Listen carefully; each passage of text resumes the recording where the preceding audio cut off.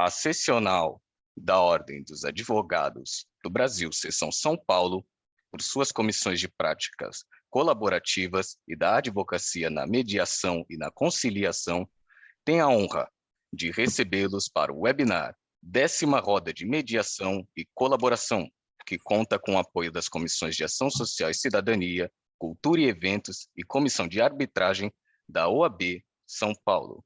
Este evento compactua com os Objetivos de Desenvolvimento Sustentável da ONU.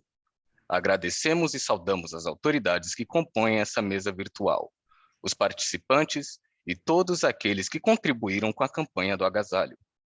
Para conduzir a abertura oficial deste evento, anunciamos a doutora Júlia Garcia, secretária-geral da Comissão de Práticas Colaborativas da OAB São Paulo. Doutora, a palavra é sua. Muito obrigada, Iago. Muito boa tarde a todos. Eu quero fazer um agradecimento especial à Danila e à equipe da Secretaria das Comissões, que incansavelmente nos atendem, e a todas as comissões, nos planejamentos e nas realizações dos eventos aqui que a OAB nos proporciona fazer. Bom, eu já fui apresentada, sou a secretária-geral da Comissão de Práticas Colaborativas, e essa é a nossa 10ª edição do Rodas de Mediação e Colaboração. Vou fazer uma abertura para explicar a todos e apresentar todos os nossos convidados de hoje, e eu espero que a gente tenha um excelente evento. Estou aqui numa missão quase impossível e temporária de substituir o Dr. José Mangini, que nos agracia grandemente com a sua colaboração aqui com o nosso evento, sempre fazendo abertura de uma maneira maravilhosa. Vou tentar dar o meu máximo aqui para estar à altura da apresentação dele. Então, começando com um breve histórico do nosso projeto, essa é uma iniciativa da Comissão da Advocacia na Mediação e na Conciliação, em conjunto com a nossa Comissão de Práticas Colaborativas da OAB São Paulo. O nosso intuito é estimular e realizar a troca de experiências e conhecimentos entre todas as comissões e proporcionar um intercâmbio de conhecimentos e experiências entre os setores afetos à mediação e às práticas colaborativas. A gente já trouxe diversas comissões aqui para participar com a gente, e acho que todos os assuntos tratados aqui foram espetaculares, abordados pelos nossos convidados perguntados e pelos nossos perguntadores também. Então, só para a gente destacar os profissionais que já passaram por aqui, o primeiro foi o Dr. Spencer Siedel, presidente da Comissão de Direito Digital, que inclusive foi a pessoa que inaugurou a ideia, porque ele produz o Rodas de Tecnologia, e nos gentilmente cedeu o nome para fazer isso também na nossa comissão, nas nossas comissões. A doutora Cláudia Elizabeth Schwerz, presidente da Comissão de Direito Processual Civil, também dessa seccional. O nosso vice-presidente da casa, o doutor Ricardo de Toledo Santos Filho. A doutora Fernanda Levi, advogada mediadora e presidente do CONIMA. A juíza de direito, a doutora Vanessa Alfiero da Rocha. O doutor José Fernando Simão, professor de Direito Civil da Faculdade da USP e vice-presidente do BDFAM, em São Paulo. Na última edição, a gente teve o nosso presidente do Tribunal de Ética e Disciplina da OAB, o doutor Carlos Fernando de Faria Kaufmann. Todas as edições foram sensacionais, tivemos um índice de audiência enorme e eu tenho certeza que esse também vai ser um sucesso. Além dos convidados que respondem às perguntas e se encontram no centro dos nossos eventos, também recebemos aqui no Rodas muitos ilustres convidados perguntadores, que, somados aos convidados centrais, nos proporcionam conhecimento de grandeza altamente relevante, como é o caso daqui hoje também. E hoje não vai ser diferente. Nesse Rodas, o 10º Rodas de Mediação e Colaboração, teremos como convidado, mais do que especial, o doutor Francisco Antunes Maciel Musnick, como todos chamam carinhosamente de doutor Chico Musnick. Um breve currículo deste renomado advogado, que a gente tem o prazer e a honra de receber aqui hoje. Ele é formado pela PUC do Rio de Janeiro em 1976, possui mestrado reconhecido no Brasil pela Harvard Law School, concluído em 19... Não fala essas datas, pelo amor de Deus, pô. Pelo amor de Deus, só fala o local, pelo amor de Tudo bem, Chico, vou esconder as datas aqui. Possui mestrado reconhecido no Brasil pela Harvard Law School e na Fundação Getúlio Vargas, concluído em 2015. Esse não é tão antigo, tudo bem, a gente pode falar. É professor de Direito Societário da PUC do Rio há muitos anos, da Fundação Getúlio Vargas e visiting professor da Vanderbilt Law School nos Estados Unidos desde 2010. É membro da Ordem dos Advogados do Brasil, da Seccional de São Paulo, do Rio de Janeiro e de Brasília, da International Fiscal Association e ainda é conselheiro da Orquestra Sinfônica Brasileira. Autor de Cartas a um Jovem Advogado e de O Insider Trading no Direito Brasileiro. Também é fundador e sócio da prestigiada banca BMA Advogados. Seja muito bem-vindo, Chico. É um grande prazer recebê-lo aqui conosco. O doutor Alexandre Simões, que tá na plateia, está dizendo que o maior título dele é ser botafoguense. Mais um aí para integrar o currículo. Muito Inclusive, bem. Na segunda divisão, continua o botafoguense. Que legal. E antes de partir para as apresentações dos nossos convidados, que ficarão responsáveis pelas perguntas ao Chico, que, na verdade, ele não sabe quais serão, é tudo completamente improvisado aqui. Se vira nos 30 mesmo. Né? Eu preciso anunciar todas as nossas comissões apoiadoras, que são muitas, e a gente faz questão de falar de todas aqui, porque é um movimento inédito na nossa OAB, que demonstra que realmente as comissões estão unidas e focadas nos mesmos propósitos. Então, rapidamente, além de, claro, da Comissão de Cultura e Eventos, que apoia todos os nossos eventos, a gente tem comissões que atuam com mediação, conciliação, arbitragem, direito sistêmico, práticas colaborativas e meios alternativos de resolução de conflitos em geral. Na UAB, temos subseção de Campinas, Franca, Mogi das Cruzes, Santo André, Itapetininga, Itu, Mauá, Praia Grande, Vargem Grande Paulista, Bragança Paulista, Marília, São José dos Campos, Taboão da Serra, Suzano, São Vicente, Itapetininga, Presidente Prudente, OAB Concilia de Franca, porque temos duas de Franca, São Caetano do Sul. E as subseções da capital, de Santana, Nossa Senhora do Ó, Butantã, Jabaquara, Pinheiros, Ipiranga, OAB Concilia do Tatuapé e Comissão de Direito Sistêmico do Tatuapé também. Por fim, eu gostaria de agradecer ao nosso presidente, Caio Augusto dos Santos, e ao nosso vice-presidente, Ricardo de Toledo Santos Filho, mais uma vez, pela oportunidade de realizar esses eventos. Divulgados os apoios recebidos nesse projeto maravilhoso, vou apresentar para vocês os nossos perguntadores. Começando pela minha presidente da Comissão de Práticas Colaborativas, que também organiza junto com a Comissão de Mediação e Conciliação, doutora Mônica Ribeiro de Andrade Gama, advogada, pós-graduada em Direito de Família e Mediação de Conflitos, bacharel em Psicologia pela USP. É fundadora do Instituto Brasileiro de Práticas Colaborativas, o IBPC, e diretora da Comissão de Práticas Colaborativas do IBDFAM, o Instituto Brasileiro de Direito de Família. Além disso, teremos o Dr. Rui Dourado, advogado, conselheiro e presidente da Comissão de Arbitragem da nossa casa, OAB São Paulo. Teremos também a doutora Maria do Céu Marques Rosado, formada em 1987 pela Faculdade de Direito da USP, mestre e doutoranda em Direito Comercial pela Faculdade de Direito da Universidade de São Paulo, árbitra e advogada atuante. Minha amiga, grande advogada, colega de 15 anos de estarmos juntos em diversos assuntos relacionados e tendo criado uma excelente amizade com a Maria do Céu, a quem eu tenho uma enorme admiração, carinho e respeito.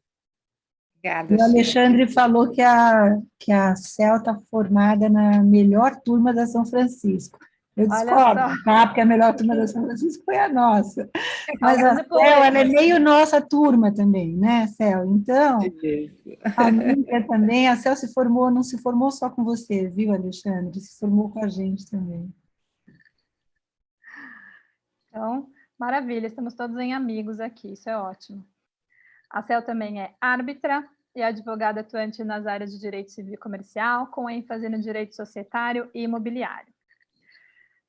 E, por fim, não, desculpa, temos mais 2 pessoas, claro, como eu poderia esquecer. Nossa querida vice-presidente da Comissão de Advocacia na Mediação e Conciliação, doutora Nathalie Martinez Biasi, advogada formada pela USP, mediadora formada pela Fundação Getúlio Vargas, sócio fundadora do Instituto de Mediação Luiz Flávio Gomes e vice-presidente da comissão. E, por fim, agora sim, doutora Ana Luísa Godoy Isolde, advogada, mediadora com certificação internacional Master, ICFML e IMI, desculpa, tem gente ligando aqui, acontece em homework, home office, e IMI, mestre em Direito do Estado, mestre em Negociação e Mediação pelo Instituto Universitaire Corbucci e presidente da Comissão de Advocacia na Mediação e Conciliação dessa casa, querida amiga e coorganizadora desse evento. E assim, com o quilate dos nossos convidados perguntadores de hoje, tendo o ilustre doutor Chico Musnick ao centro da nossa roda de perguntas, o programa de hoje vai ser altamente rico, eu tenho certeza, em informações e trocas de experiências, e eu vou explicar rapidamente a todos os presentes como funcionam rodas, para ficar tudo bem claro aqui. Então, perguntadores e convidado permanecem na sala o tempo todo. Cada perguntador terá a oportunidade de fazer de 1 a 2 perguntas. Isso vai depender de como for aqui o andamento do nosso evento. Se der tempo, cada um vai fazer 2 perguntas, uma em cada rodada. Então, a gente vai passar uma rodada por todos e depois mais uma vez, que devem ser respondidas pelo nosso convidado. As perguntas devem ter temas relativos à área de expertise dos perguntadores, da área do convidado ou da área de mediação ou práticas colaborativas. De preferência, a intersecção das 3 áreas, mas as perguntas são livres e não roteirizadas. Tudo no Se Vira nos 30 aqui. Os perguntadores não têm direito à réplica, nem o convidado à tréplica. Portanto, esgotem seus temas e sejam claros e objetivos, porque o tempo é limitado. Falando em tempo, temos 2 horas de evento. Caso as perguntas e respostas se alonguem, não conseguiremos cumprir as 2 rodadas de perguntas completas e partiremos para as considerações finais, para sermos respeitosos com o tempo de todos, inclusive do Dr. Chico, que tem um outro evento em seguida. Estamos combinados? Qualquer dúvida ou questionamento será resolvido pelas nossas presidentes das comissões organizadoras. Já me alonguei demais com as combinações feitas. Será feitas... resolvido por arbitragem ou mediação? Só para entender. Ou práticas colaborativas. Por consenso. Ótima resposta, Ana. Por consenso entre as duas. E vamos perguntar. Mônica Gama, suas primeiras considerações e pergunta inicial, por favor. Olha, Júlia, adorei sua abertura.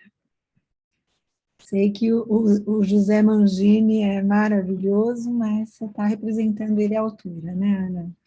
Então, primeiro que gostaria de agradecer, dizer que é um prazer imenso, inenarrável estar aqui nesse Rodas, conhecendo você pessoalmente, Chico.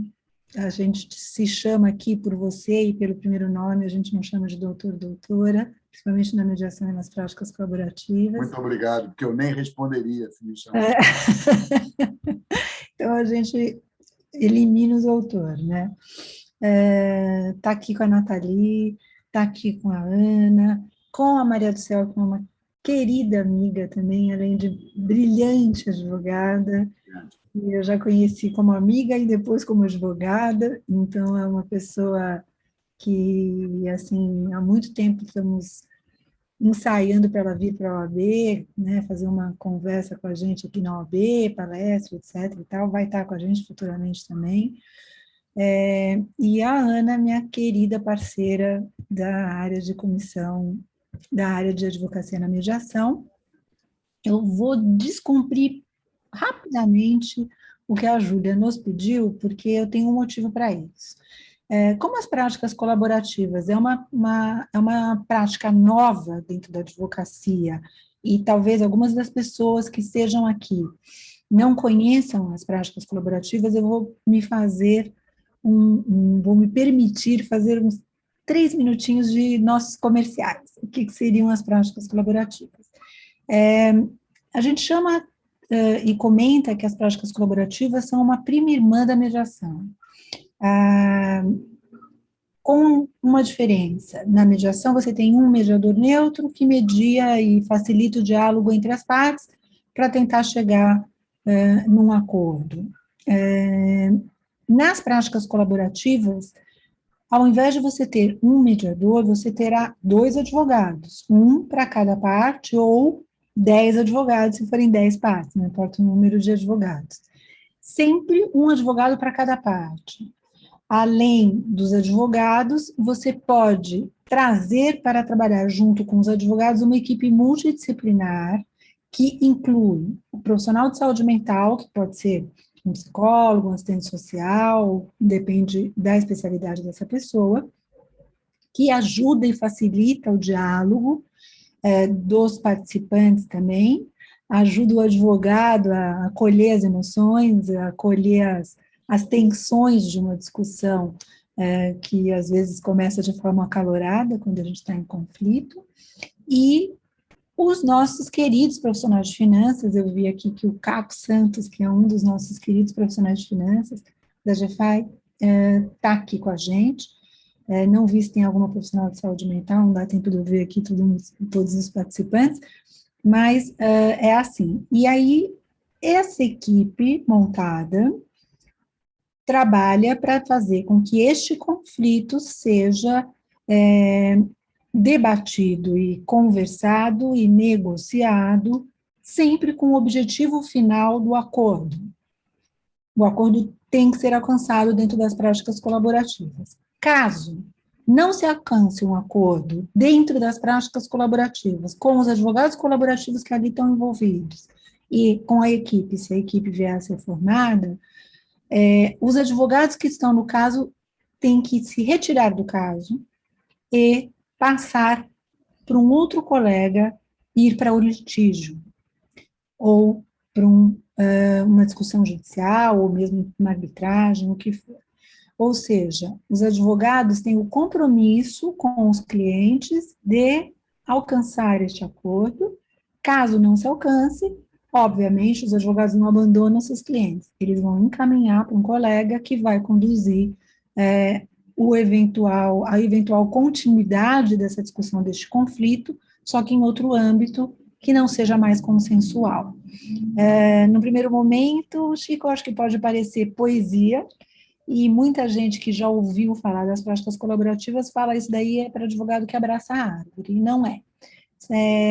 São para advogados que realmente primam o não conflito, né? Óbvio que não é fácil, é uma prática que exige muito carinho e participação e envolvimento de todos os participantes, exige coragem também dos clientes de apostar no acordo, caso esse acordo não saia, saber que vão ter que negociar com outros profissionais ou litigar com outros profissionais, mas faz uma diferença porque as partes realmente e os profissionais se envolvem muito fortemente no sentido de buscar esse acordo. Não é necessária a equipe toda, podem ser só 2 advogados, ou 3, ou 10, né, quantos advogados forem para cada parte, mas a equipe multidisciplinar é um grande diferencial. E, finalizando o meu discurso, que eu sei que foi longo, você também pode trazer um mediador para trabalhar junto com essa equipe de práticas colaborativas, ou, por exemplo, 2 advogados e um mediador, assinando um termo de não litigância, que é esse termo de compromisso que é feito, o mediador, vem a fazer parte da equipe também, ou seja, a gente também trabalha em conjunto e de mãos dadas com a mediação. Chico, você é uma pessoa que tem um escritório há muitos anos, famoso, maravilhoso, referência para todos na área, e aí eu vou fazer uma pergunta para você, a primeira pergunta da rodada. Você acha isso uma utopia? E como é que você vê a colaboração, o termo colaboração, dentro da sua prática da advocacia com os seus colegas e com os clientes que você atende? Excelente pergunta, Mônica. Primeiro, eu queria dizer para você que eu acredito muito em colaboração. E eu posso te dar alguns exemplos curiosos que eu passei na minha carreira. Uma vez eu peguei uma negociação, o advogado do outro lado era uma pessoa completamente despreparada, extremamente ingênua, uma pessoa ótima, simpático, educado. E colaboração é você, quando vê um colega que está numa situação de inferioridade em relação à sua experiência, dar a mão para ele e trazê-la para que ele equilibre os anseios e as perspectivas do cliente dele para ter uma negociação que seja feita. Quando você tem um advogado experiente do outro lado, evidentemente você não precisa fazer isso. Isso é colaboração. E colaboração não é só evitar um litígio, colaboração é uma coisa muito mais ampla, é colaborar com o seu cliente, é colaborar com outro advogado do seu oponente, seu adversário, é colaborar com a outra parte, é colaborar com o juiz, é colaborar com o processo. Às vezes, tem pessoas que brigam só por brigar. Tudo bem, quando for uma questão de princípio, tá certo? Eu não faço nenhum abatimento com princípio, é zero, tolerância zero. Mas eu acho que a gente tem que ter uma atitude, de fato, colaborativa. Aliás, essa frase, colaboração, essa expressão, colaboração, ela é muito usada em escritório de advocacia, como o Barbosa Musnick Aragão. Porque se você, quando tem muitos advogados trabalhando ao mesmo tempo, se você não tiver um clima de colaboração desse conjunto que não é uniforme, que é bem heterogêneo, você não consegue criar um vetor para o desenvolvimento e para a melhor performance do escritório. Então, assim, eu gosto muito dessa ideia. Não sei se eu respondi a sua pergunta, mas acho que eu acredito e tento praticar. Plenamente, eu acho que é por aí mesmo. Colaboração de dois advogados é exatamente isso. E é bom ver um profissional como o Chico enxergando esse lado da colaboração, seria um excelente exemplo, né, que é o que também se faz na mediação, nivelar os participantes. Enxergando e praticando. Enxergando e praticando. Exato. É praticar. Vou dar um puxãozinho de orelha e falar que, Mônica, você não pode. Não tem direito à réplica. Vai lá, Júlia. Júlia, assim você não está colaborando com a Mônica. Mas, senão, ela não está colaborando para o evento fluir, senão todos eles vão querer fazer a mesma coisa. Estou brincando. É claro que vocês podem falar, fazer pequenos comentários, mas eu vou passar a palavra agora para o Dr. Rui. Rui, a palavra é sua. Obrigado, Júlia. Prazer estar aqui com vocês todos. Sem falar datas, como pediu o Chico, mas só relembrando aqui, isso para mim é muito gratificante e emocionante estar aqui nessa tarde, porque o Chico foi o meu orientador de monografia na conclusão do meu curso na PUC do Rio. Então, assim, eu tenho ele como uma referência, um mestre. Depois tivemos ainda a oportunidade de trabalhar alguns assuntos juntos, enquanto eu estava em outros escritórios. Então, assim, é um prazer muito grande estar aqui. E o questionamento... O prazer é meu, Rui. O prazer é todo meu, Rui. Imagina. Prazer e orgulho. Bom, aí eu já não sei se... O orgulho é meu de estar aqui, mas espero ter me tornado um advogado à altura por ter sido seu aluno, enfim. Mas foi uma época muito boa lá na PUC do Rio de Janeiro, sinto falta. Mas a pergunta que eu tenho aqui, a colocação que eu tenho para você, Chico, é até a partir de um artigo que saiu essa semana passada, se não me engano, do ministro Joaquim Falcão, e que o título era Quem é o dono da justiça no Brasil? E aí ele faz a provocação que é se o monopólio que o Poder Judiciário acredita ainda ter, se ele não está sendo ameaçado pelos vários sistemas de resolução de conflitos que hoje estão aí colocados.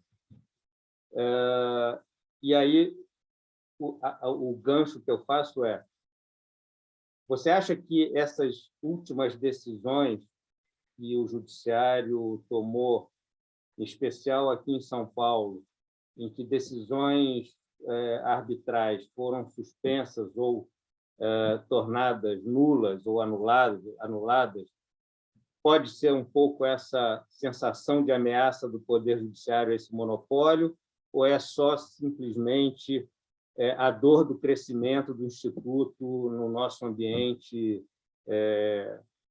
acadêmico e profissional?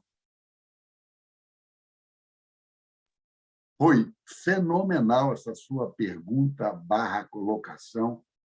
Primeiro, citar o Joaquim Falcão. O Joaquim é meu padrinho de casamento, já sou divorciado, e eu sou padrinho de divórcio dele e de casamento, do segundo casamento dele. Então, assim, a escolha do nome não foi intencional, foi sem não, eu sei, mesmo. eu só estou fazendo essa... Eu conheço muito bem o Joaquim. Joaquim é meu amigo de muitos anos. Aliás, foi através das mãos de Joaquim, através de uma carta de recomendação, que eu cheguei em Harvard, em 1978, para fazer meu mestrado, 78, 79. Ele foi das pessoas que me deu essa carta de recomendação, sou amigo até hoje. Entrei no magistério porque eu fui monitor dele em introdução à ciência do direito.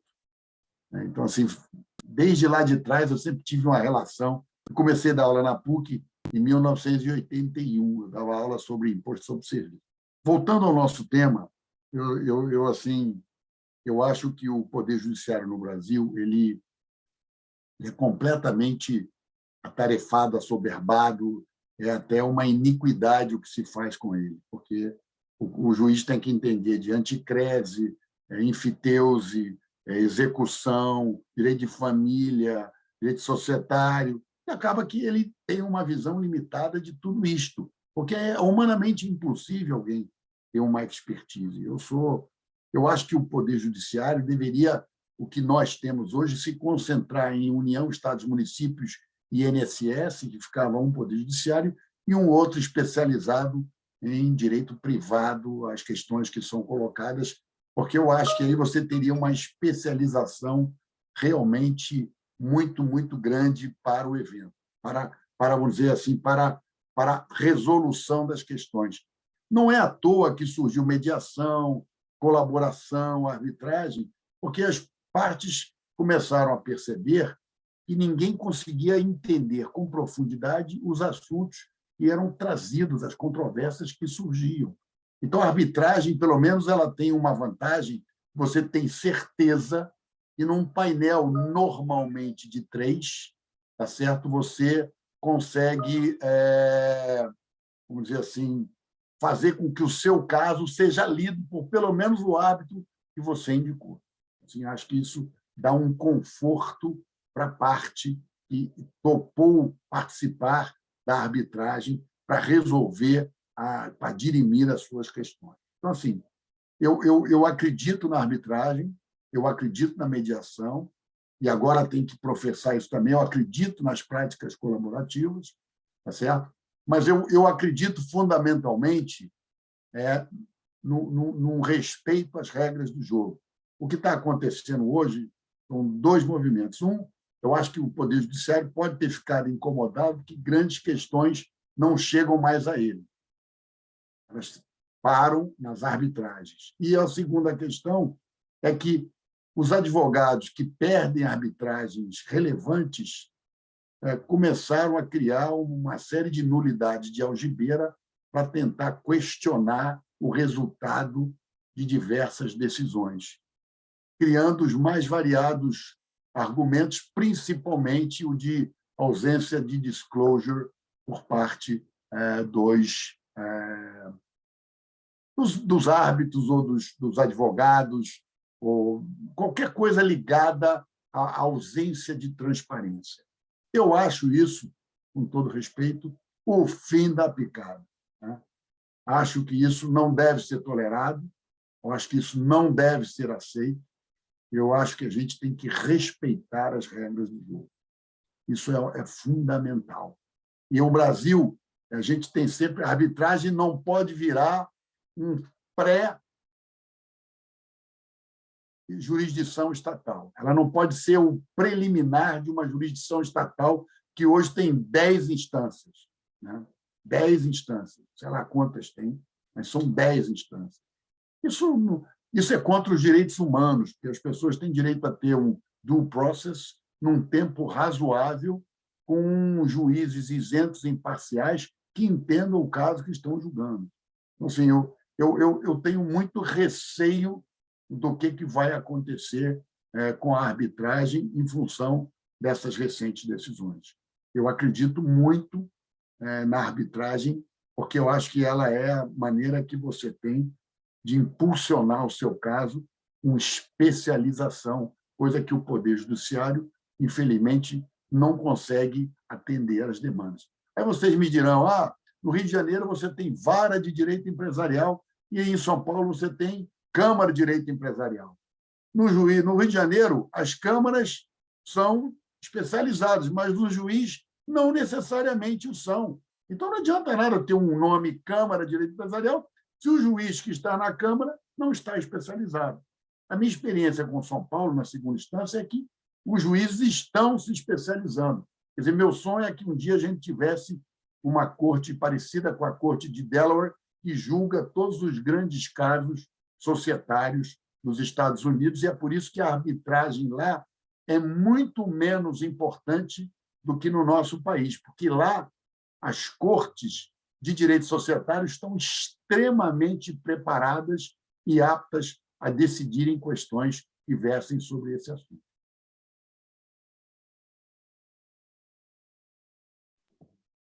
Eu não tenho direito a falar, então pode seguir.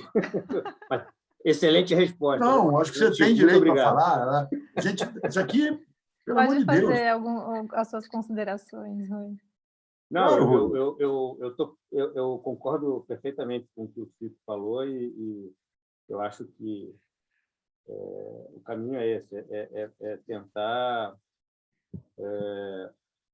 não deixar que a arbitragem realmente se torne uma fase pré-judicial, né?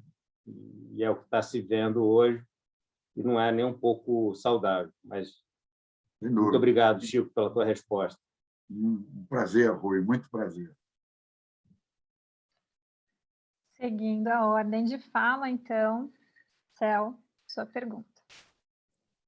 Bom, boa tarde a todos. Queria agradecer rapidamente, né, aqueles que me honraram com esse convite e aqueles que concordaram em estar aqui nessa tarde, dividindo experiência, conhecimento, querida amiga Mônica, demais participantes da mesa. E, caro Chico, vamos lá. Uma pergunta para você.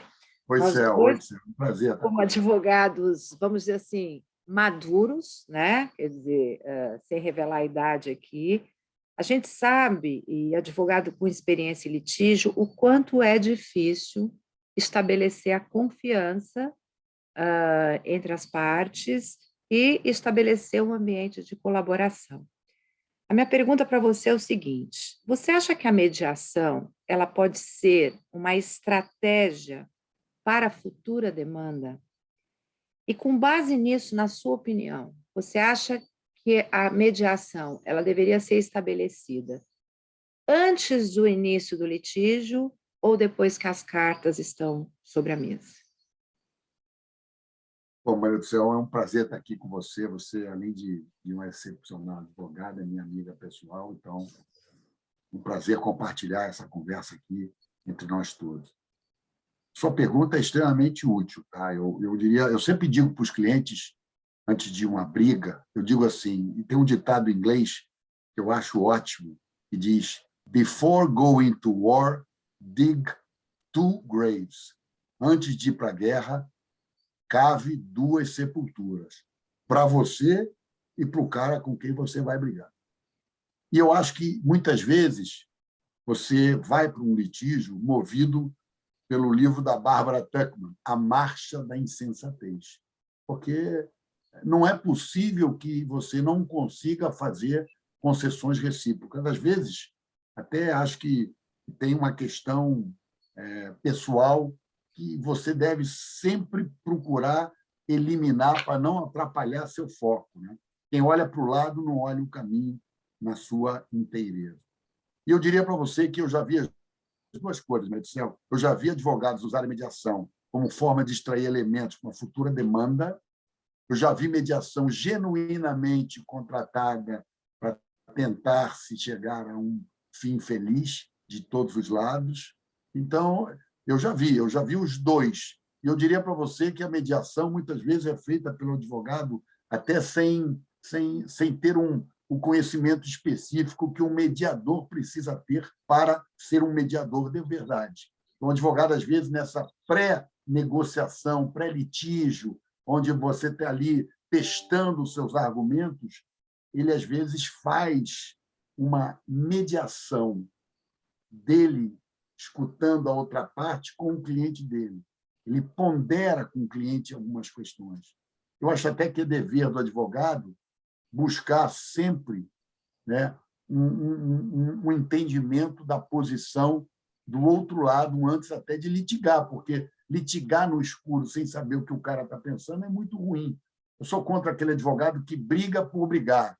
Se tem uma questão aqui, então vamos para o litígio, consignação em pagamento, prestação de contas, vamos fazer. Eu sou contra completamente isso. Eu acho que um bom advogado ele vai procurar extrair do outro lado algum tipo de conhecimento para tentar, pelo menos, conhecer alguma coisa da estratégia que o outro lado está montando. Isso te ajuda a se preparar, né? Te ajuda muito a se preparar, porque você tem uma ideia das alegações, do que vai ser colocado contra você. Se você se prepara antes, você certamente consegue produzir melhor. Então, assim, já vi as duas coisas, Maria do Céu, e acho que isso pode ser uma estratégia, ao mesmo tempo pode ser alguma coisa genuína, pode ser as duas.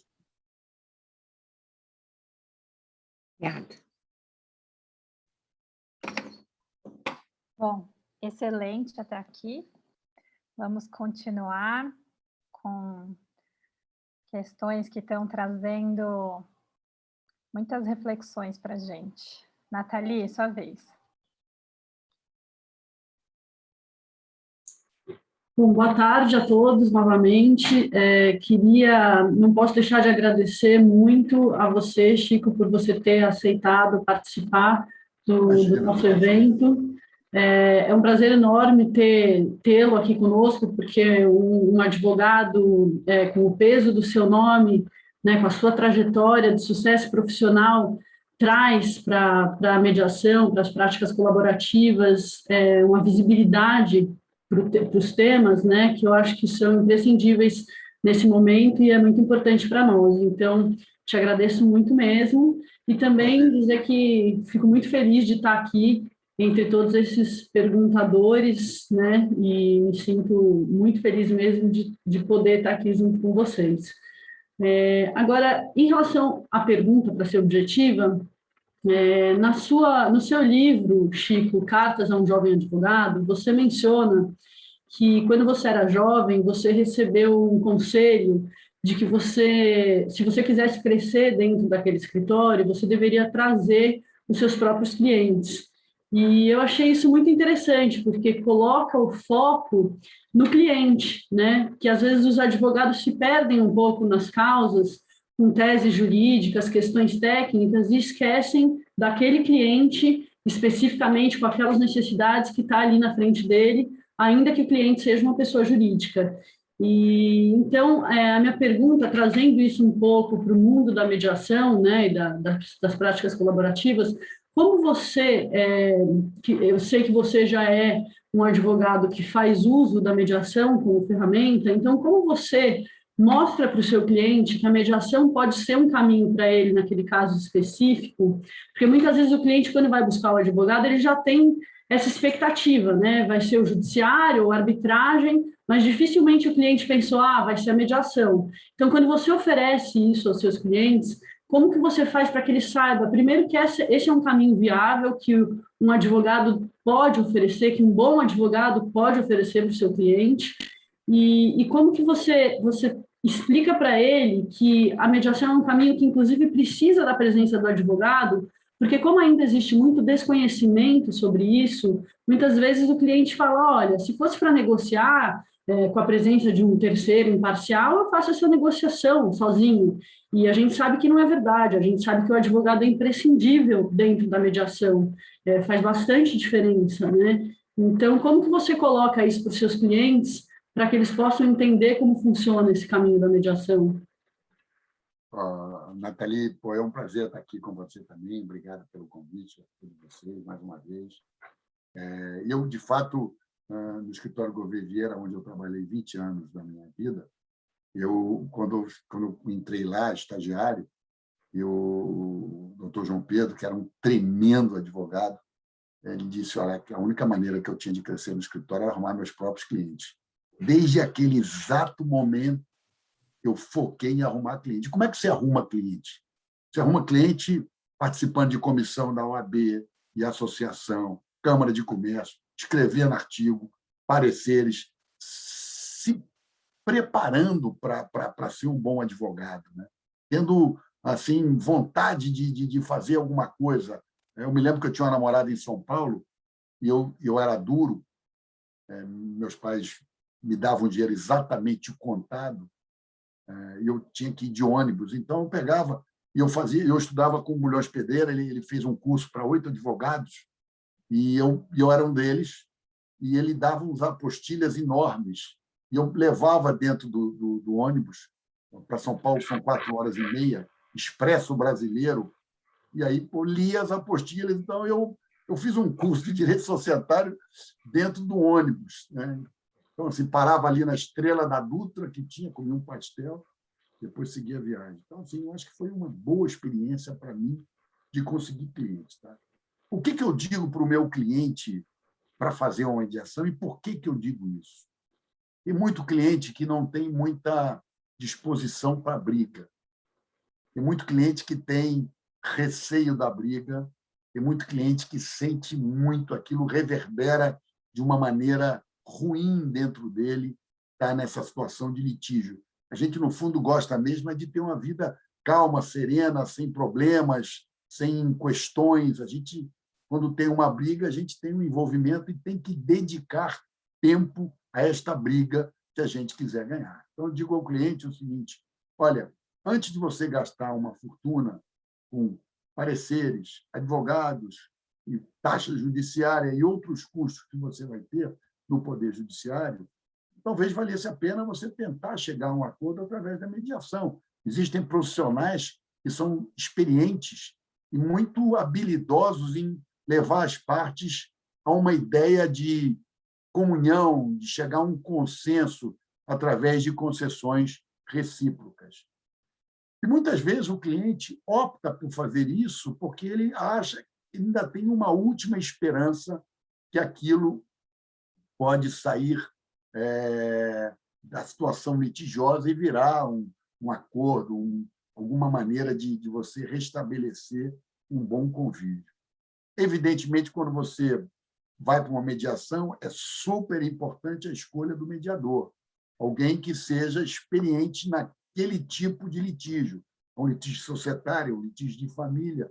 Eu vou falar mais de litígio societário, porque isso é quase minha second nature, eu faço isso comumente. Então, assim, eu acho que é alguém que tem essa experiência, que tem esse viés, que já participou de outras mediações com esse viés. E tudo isso dá ao cliente, junto com o advogado, uma segurança de que aquilo pode desaguar numa coisa muito boa. Evidentemente que pode ser que não dê certo, mas custo, evitar esse desgaste do litígio, são argumentos muito importantes. É como se eu desse uma segunda chance para aquele assunto, né? Não deu na negociação, pode dar na mediação, e se não der mediação, a gente vai para um litígio, né?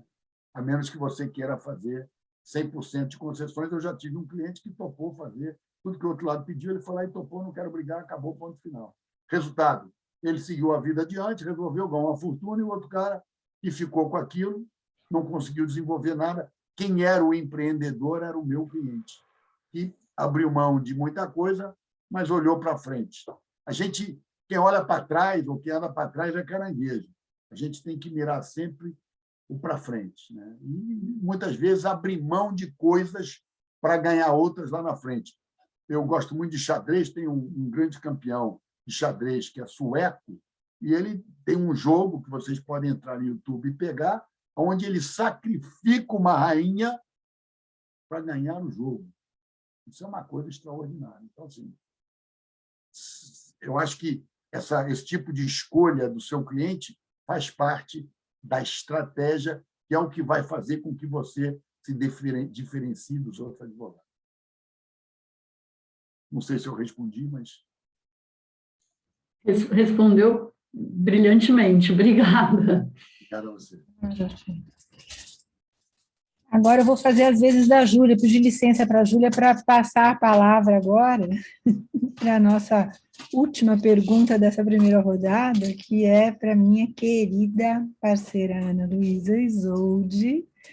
E antes disto, vou dar uma ideia, assim, quando vocês começarem a colocar nos contratos de vocês aquela cláusula famosa de que os clientes podem, num eventual futura renegociação daquele acordo, ou, eventualmente, discutir alguma execução daquele acordo, na famosa cláusula MED-ARB, agora coloca práticas colaborativas MED-ARB, porque a gente tem esse escalonamento, né, teoricamente. Então, gostaria de lembrá-los das práticas colaborativas nesse escalonamento e, se Deus quiser, acreditar que as pessoas não vão usar essa cláusula de uma maneira equivocada e que realmente tanto a mediação quanto a arbitragem não sejam, e as práticas colaborativas, obviamente, não sejam utilizadas para um passo antes do judiciário. E, então, fiz esse pequeno comentário, burlando a regra aqui um pouquinho, e passando agora a palavra para a nossa querida presidente da Advocacia na Mediação, Ana Luísa Isolde. Muito bem, boa tarde a todos, muito obrigada por estar aqui conosco, Chico. O senhor já fez meu dia feliz quando eu ouvi a declaração de que o senhor acredita na mediação e que não é possível não conseguir fazer concessões recíprocas. Então, para mim, isso já ganhei meu dia aqui com essas duas frases. Obrigada por me trazer essa alegria. Bom, eu também fui buscar no Cartas a um Jovem Advogado inspiração para a pergunta de hoje. E eu fiquei muito contente que, conforme eu ia lendo o livro, né, eu ia enxergando a mediação ali. Então, na minha sensação, eu acho que o senhor nasceu mediador. É um pouco a minha sensação. Então, lá o senhor fala da importância das atitudes dos advogados no atendimento do cliente, para que ele realmente tenha os seus interesses atendidos, que ele saia satisfeito, que é importante a habilidade multidisciplinar, olhar para outras fontes além do direito, como economia, contabilidade, até um olhar mais analítico. Fala da importância do planejamento da estratégia, da proteção da confidencialidade, da negociação ética, porque não é qualquer negociação, é uma negociação ética, além do conhecimento do direito, né? Então, gostei muito de tudo isso. E aí, todas essas habilidades, elas são importantes para o advogado que atua na mediação e na conciliação. E, de alguma forma, como o senhor trouxe aqui, às vezes aparece nesse ambiente negocial e da mediação e das práticas, como que uma dança entre a competição e a colaboração. Em alguns momentos, a colaboração tem mais ênfase, mas a competição também está presente de alguma forma. Inclusive, o que muitas vezes eu noto é que também tem os interesses do advogado, os interesses do cliente, os interesses dos advogados do outro lado, do cliente do outro lado. Então, tudo isso faz parte de um conjunto, né? Então, eu gostaria que o senhor pudesse falar um pouco para a gente de como que funciona essa dança da negociação nesse cenário e a relação do advogado com o mediador, com o advogado do outro lado. Como que o senhor poderia trazer de conselhos para os advogados que queiram se desenvolver nesse contexto, de como criar esse relacionamento, como, enfim, como utilizar essas ferramentas? Ótima pergunta, Ana Luísa, uma pergunta difícil de responder, porque eu acho que é papel do advogado ser neutro em relação ao cliente. Quer dizer, mesmo que ele tenha honorários a receber, o interesse do cliente, o objetivo de perseguir o interesse do cliente está acima de tudo. Claro que ninguém vai trabalhar de graça, só relógio é que trabalha de graça, mas eu acho que o interesse do cliente ele prevalece claramente sobre o interesse do advogado. Você tocou num ponto que é curioso, porque quando a gente negocia, né, você tem uma série de contradições que existem numa mesa de negociação. O interesse do seu cliente, o interesse secundário do seu cliente, que não é o interesse principal, o interesse do advogado do outro lado, o interesse do outro lado, o interesse secundário do outro lado, qual é o seu interesse como advogado? Eu acho que essas perguntas são importantes porque elas determinam que papel você vai adotar quando você representa alguém numa mediação, numa negociação, numa arbitragem ou mesmo num litígio. Então, assim, ter plena consciência de que sua função como advogado é servir o seu cliente com ética, com presteza, com conhecimento jurídico e neutro em relação aos seus interesses, é fundamental. Sem isso, você acaba confundindo. Às vezes, você pode achar que um determinado acordo te dá um honorário que você contratou daquele jeito, mas é pior para o seu cliente, e, nesse ponto, o conflito de interesses prevalece sempre o interesse do cliente. Isso, não raro, acontece. Tá? Isso é muito comum acontecer e eu acho que você tem que ter muita transparência. Eu já tive um cliente que perguntou para mim, olha, não se preocupe, não, porque eu garanto seus honorários. Eu falei, olha, essa é a coisa que menos me preocupa. O que eu estou preocupado é num bom arranjo com você. E, na verdade, para o acordo sair, eu renunciei aos meus honorários de sucumbência. E, na verdade, o cliente gostou tanto que ele me pagou meus honorários de sucumbência. Então, assim, o mundo é engraçado nessas horas, quando você consegue imprimir, vamos dizer assim, um pouco de generosidade. As coisas acontecem com você e são pagas de maneira redobrada, entendeu? Não sei se eu respondi isso para você, mas espero que tenha respondido. Obrigada, Ana, pela pergunta. Obrigada, Chico. E eu só gostaria de fazer um comentário. Eu, como jovem advogada que ainda sou, estou achando assim, as suas respostas muito inspiradoras. E, inclusive, esses temas tirados do livro foram, para mim, assim, entrando e abrindo os meus olhos de que a gente ainda vive numa cultura de litígio que a gente demora muito tempo para perceber que a gente aprendeu isso na faculdade. Né? São poucas as pessoas que saem da faculdade ainda hoje direto para mediação, para conciliação, para meios consensuais, para as práticas colaborativas. Então, assim, é muito mesmo inspirador ouvir tudo isso. E eu tenho sorte obrigado. de, em pouco tempo, ter conseguido chegar nesse caminho também e estar aqui ouvindo vocês. Eu vou mudar um pouquinho a ordem dessa vez. Não vou passar a palavra para a Mônica agora, vou passar direto para o Rui. Pode seguir, Rui, com a sua pergunta. Obrigado. Eu vou acabar puxando um pouco aqui a brasa para para nossa sardinha, que é esse ambiente um pouco mais, esse ambiente societário, Chico.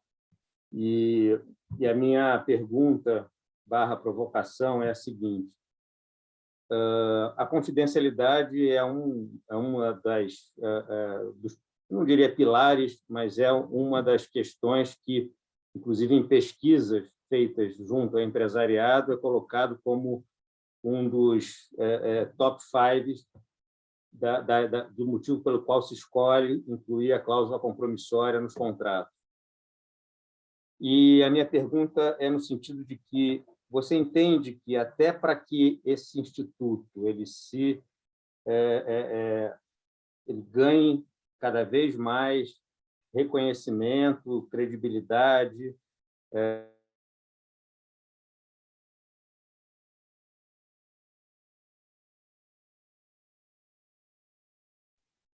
Acho que o Rui travou um pouquinho.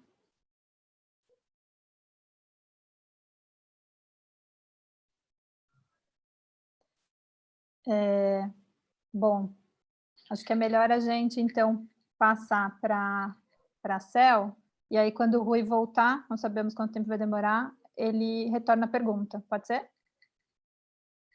Pode ser. Então, eu vou deixar para o Rui a questão da confidencialidade, que é um tema bastante palpitante, polêmico aqui. E aí eu passo para uma outra pergunta, Chico. A gente tem vivido aí a arbitragem, os percalços da arbitragem, desde o julgamento do Supremo. As pessoas até brincavam, né, com Carmona, que se o Supremo declarasse inconstitucional a arbitragem, ele estaria revogado.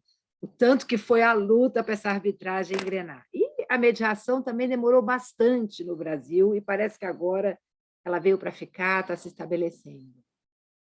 O que a gente observa é o seguinte: nas arbitragens, a gente tem esse ambiente institucional hoje muito seguro das câmaras, né, para que a gente possa ter o procedimento lá instaurado. O que você pensa sobre a mediação ad hoc ou mediação institucional? Quer dizer, o que você acha que funciona melhor aí no caso? Aliás, nem sei, acho que a sua opinião, em termos de arbitragem, é que a institucional funciona melhor, porque é a minha, né? Se você quiser falar dos dois temas, já fala da arbitragem e mediação. Cel, eu acho a sua pergunta muito boa. Eu até queria fazer uma observação sobre o que a Mônica falou do escalonamento.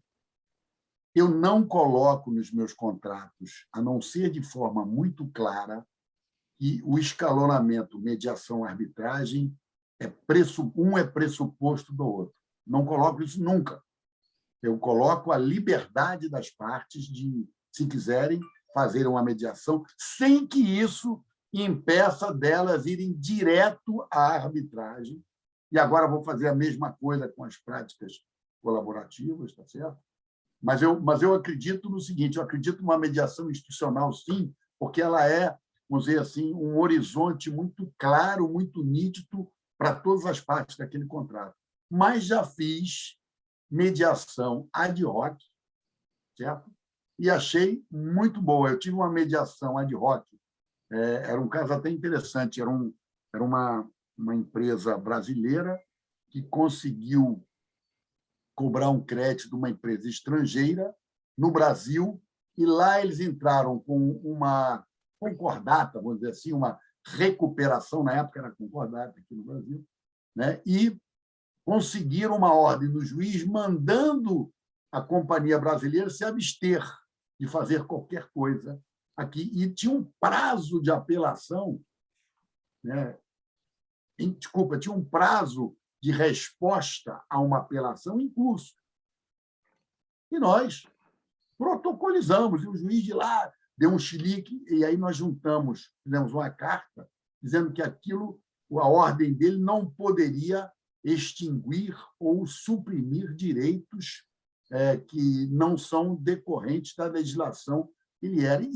E aí o pessoal propôs uma mediação, e eu disse: eu topo, mas só se for no México.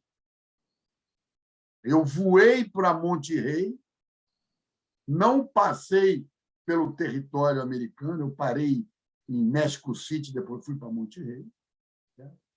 E aí eu fiquei com com receio de levar o meu cliente para lá e ter uma ordem, alguma coisa surpresa. O americano adora uma extraterritorialidade na aplicação das leis dele, né? Então, assim, eu fiquei com esse receio e funcionou muito bem ad hoc. Eu gosto mais da institucional, mas eu não tenho nada contra a mediação ad hoc. Acho que ela é importante também, tem seu papel e ela vira uma mediação institucional na medida em que você escolhe fazer aquela mediação. Mas eu gosto da ideia de prever num contrato, sem que isto signifique uma etapa antecedente obrigatória, ter mediação, sim, acho boa a ideia. Não sei se eu te respondi. Não, respondeu. Queria fazer um monte de pergunta, mas tem que rodar a fila. Vamos lá. Ô, Rui, você estava na confidencialidade, né? Isso, desculpa, palavra de caiu, eu volta. esqueci meu computador fora da tomada e desligou. Desculpa. Bom, concluindo a pergunta, na verdade, era só no sentido de que, nessas arbitragens que envolvem discussões com companhias de capital aberto, se não haveria, se você não entende que, para o bem do mercado e para o bem da instituição arbitragem, não seria recomendável uma revisão dessa questão e uma mitigação dessa obrigatoriedade, entre aspas, né, que não existe na lei, na verdade é uma convenção que se coloca na cláusula compromissória, de que houvesse essa abertura das informações até para que haja simetria de informação no mercado sobre o que está ocorrendo dentro daquela companhia. Olha, a companhia aberta é um bicho diferente, né? A gente que advoga em direito societário sabe que uma coisa é você ser advogado ilimitada, companhia fechada, sociedade em nome coletivo, sociedade em conta de participação, outra coisa é você trabalhar com a companhia aberta, que é um outro bicho, né? Nós estamos falando aqui de um elefante versus um cachorro. São coisas completamente diferentes. E exatamente por isso é que ela tem um regramento que obriga a que ela divulgue questões que possam influenciar de modo ponderável a decisão de um investidor de vender ou de comprar ações. E a lei não estabelece o que é relevante para você decidir. Ela dá a você alguns parâmetros muito genéricos. O que é relevante, por exemplo, uma companhia que tem um faturamento de 1 bilhão é diferente de uma companhia que tem faturamento de 100 bilhões. Né? Então, assim, são coisas que têm outra ordem de grandeza. Embora a lei tenha dito fazer acordo de acionistas, ou ter alguma proposta de compra, negociar uma fusão, são coisas que têm que ser divulgadas. Virou moda hoje no Brasil você advogar um segredo de justiça. Virou uma estratégia jurídica você impedir o acesso dos autos à própria parte, isso é um absurdo, né? Que seja segredo de justiça para terceiros, ok, mas para a própria parte, para entender de que ela está sendo, vamos dizer, contestada, ou dizendo que ela está, qual é o objeto daquela ação, isso é um absurdo. Então, mas isso virou um expediente comum. Então, a gente precisa realmente ficar muito atento, que é uma estratégia de te dar pouca informação para que você responda incompletamente, e aí o sujeito... E aí é tudo uma estratégia. Mas eu acho que as companhias abertas elas têm que divulgar a arbitragem de uma certa maneira, com alguma discrição, mas têm que divulgar. E eu acho que isso faz parte, inclusive, do aprendizado das pessoas. As decisões arbitrais precisam ser divulgadas. Eu, por exemplo, faço parte do Tribunal Arbitral do Esporte, que é o CAS, em inglês é Court of Arbitration for Sport. Foi por esse tribunal que eu fui para Tóquio. Eu fui árbitro das Olimpíadas durante 20 dias, eu tive 2 casos, e evidentemente, eu acho importante, né, que você possa divulgar. E esse tribunal, que é um tribunal em direito desportivo, certo? Ele divulga as decisões relevantes, né? São muito importantes. E acho que cada vez mais você vai ter, vamos dizer assim, um debate entre a confidencialidade e a necessidade de você esclarecer o mercado do que acontece com aquela companhia. Se tem uma arbitragem, você pode perder bilhões e bilhões, é evidente que isso influencia a decisão do acionista. Você tem que divulgar. De que forma você vai divulgar? Se tem os pormenores, etc. Eu tive uma arbitragem muito curiosa, uma companhia aberta, 2 acionistas brigando, né? 2 grupos acionários brigando, e evidentemente, toda vez, o que eu fiz?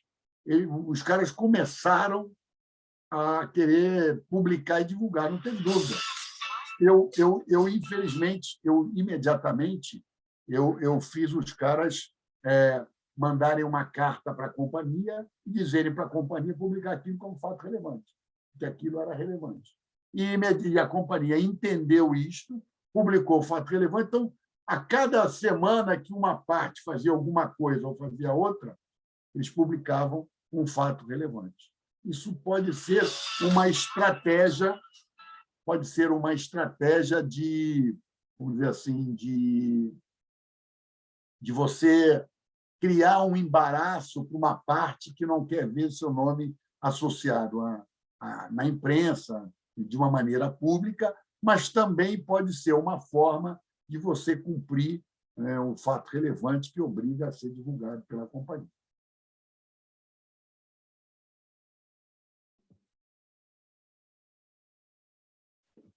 Perfeito. Nathalie, a palavra é sua. Respondi, Rui? Perfeito. Perfeitamente. Obrigado. Chico, uma questão que eu queria saber qual que é a sua opinião, qual que é a sua visão, é o seguinte: muito se fala já, claro que a mediação já é uma realidade, né? Há algum tempo atrás, alguns advogados nem sabiam realmente da existência da mediação como ferramenta, ainda que agora eu acho que a maior parte dos advogados já tem a mediação no radar, né? Eu digo assim, não é nem tanto tempo atrás, mas há uns 5 ou 6 anos atrás, eu visitava alguns escritórios de advocacia, grandes escritórios, para falar sobre mediação. Em um grande escritório, um dos sócios desse escritório me disse assim: olha, Nathalie, eu acho muito bacana a mediação, a ferramenta da mediação, mas não está no meu radar, ele me disse assim: quando chega um conflito para mim, eu penso em diversas formas de resolver, eu penso no judiciário, eu penso em arbitragem, eu penso em ir discutir o assunto na ONU, mas eu não penso na mediação. Então, coloca isso para mim de uma maneira mais constante, para que passe a ser uma coisa que está no radar, né? Eu acho que isso hoje em dia já não acontece mais. Eu acho que os grandes escritórios, os grandes advogados já têm a mediação no radar. Ainda assim, não tenho esses números, mas é um sentimento que eu tenho de que, ainda assim, da maioria das causas que entram em grandes escritórios, e digo inclusive causas societárias, né, empresariais, não passam antes pela mediação com esse escalonamento sugerido, claro, não imposto, né, contratualmente, mas essa sugestão de escalonamento, né? Então, mediação, depois arbitragem, mediação e depois judiciário, né? Negociação, na verdade, negociação, mediação, arbitragem. Agora, como você falou, práticas colaborativas também fazendo parte desse escalonamento. Mas fato é que eu acho que a maior parte das causas que entram nos grandes escritórios hoje passam pelo escalonamento da negociação direta e arbitragem, ou negociação direta e judiciário. Não se busca esse caminho anterior da mediação ainda com a frequência que poderia acontecer, é um sentimento que eu tenho.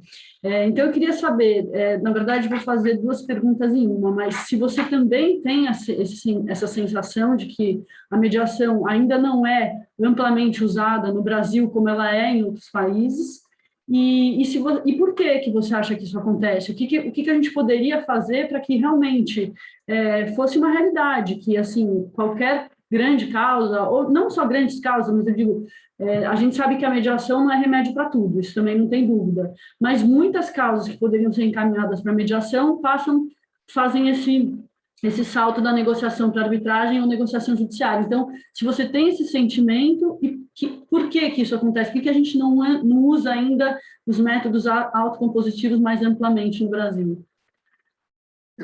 A sua pergunta é muito boa, Nathalie. Eu acho assim, primeiro é uma falta de visibilidade dos resultados positivos da mediação. E, como qualquer coisa no mundo, a publicidade é a alma do negócio. Se você conseguir mostrar que a mediação tem sido efetiva para resolver problemas corporativos, usando um modelo que eu mais me adapto, com efetividade, de uma maneira assim, verdadeira, as pessoas vão começar a acreditar nisso. Então, assim, o credo pressupõe resultado. Se você tiver 100 mediações, uma deu certo, eu acho que a chance de alguém acreditar no Instituto é menor do que 99 deram certo, uma deu errado. Então, assim, eu acho que deve existir alguma forma inteligente de se buscar divulgar os resultados positivos da mediação, seja através de alguma associação de mediadores, de um instituto, a OAB, o CESA, seja lá quem for, tem de vender o peixe. E, né, como dizia o Chacrinha, alô, né, tem de vender o peixe. Se não vender o peixe, não vai levar. A segunda questão, na minha opinião, é que a mediação ela também precisa de ter árbitros mais conhecidos nos diversos setores. Isto começa a acontecer. Você começa a ver mais árbitros em um determinado ramo do direito, outros no outro. Então, assim, você começa a ter isso. Mas, fundamentalmente, para responder sua questão, é uma questão de divulgação dos resultados. De 100 casos mediados, 70 chegaram a um acordo satisfatório com as partes. Isso é fundamental. Isso é a maneira de você vender o peixe.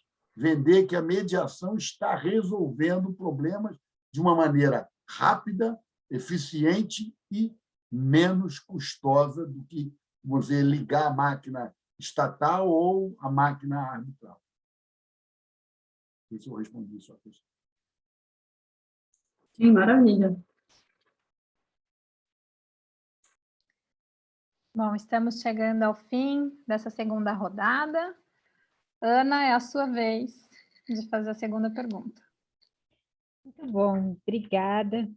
Eu fiquei aqui pensando nesses critérios inteligentes que poderiam ser feitos, Chico, e quem sabe o senhor nos ajuda com esses critérios, porque uma das dificuldades que nós temos na prática para dar essa visibilidade está relacionada a uma boa parte das práticas de mediação acontecerem ad hoc, como até já foi dito. Então, para as mediações institucionais, até se encontra esse tipo de informação, mas para as mediações ad hoc, nós não encontramos ainda uma forma de sistematizar, né? Mas alguns critérios que poderiam ser utilizados seria em relação aos custos, quanto custou para resolver aquele conflito por meio da mediação, qual foi o impacto no relacionamento, se o cliente ficou satisfeito com o resultado, porque nem sempre o acordo é medida de resultado, às vezes você vai para a mediação e percebe, justamente por conta da mediação, que você tem uma possibilidade melhor fora da mesa, né? E também se ele cumpre um papel de conter a recorrência conflitual, para que o conflito não volte, em outras situações que retorne, ele possa ser, de alguma forma, resolvido já entre as partes, né? Esses critérios são até do William Ury, e eu costumo utilizar isso para falar da mediação, porque eles são eficientes e são fáceis de compreender, mas a gente não conseguiu ainda sistematizar isso, né, de uma forma mais bacana. E aí, até puxando por aqui, o que eu noto muitas vezes é que o advogado, quando ele recebe um cliente, ele sempre olha para o caso a partir do viés do conflito. Então, ele olha o conflito, aí depois ele olha o conflito jurídico, os aspectos jurídicos do conflito, mas a minha sensação é que a mediação ela não fala o conflito é uma parte da mediação. A mediação, no fundo, ela fala muito mais sobre o relacionamento daquelas pessoas do que sobre o conflito. O conflito é uma parcela desse relacionamento que em algum momento não está funcionando, né? Então, quando a gente pensa em relacionamento, a gente pensa na comunicação, pensa no equilíbrio das trocas, pensa na confiança. E aí, tem um mito na mediação que diz que na mediação empresarial, na mediação que acontece entre empresas ou mesmo dentro de empresas, o conflito ele é visto de uma forma muito objetiva, porque os CEOs, os empresários não têm tempo para resolver os conflitos.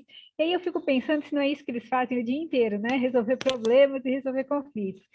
E deixam de lado o aspecto subjetivo, que na minha percepção, um dos aspectos fortes da mediação, do procedimento da mediação. Então, eu gostaria que o senhor falasse um pouco como que o senhor vê essa questão dos aspectos objetivos e subjetivos dentro dessa negociação que normalmente acontece na mediação e nas práticas colaborativas.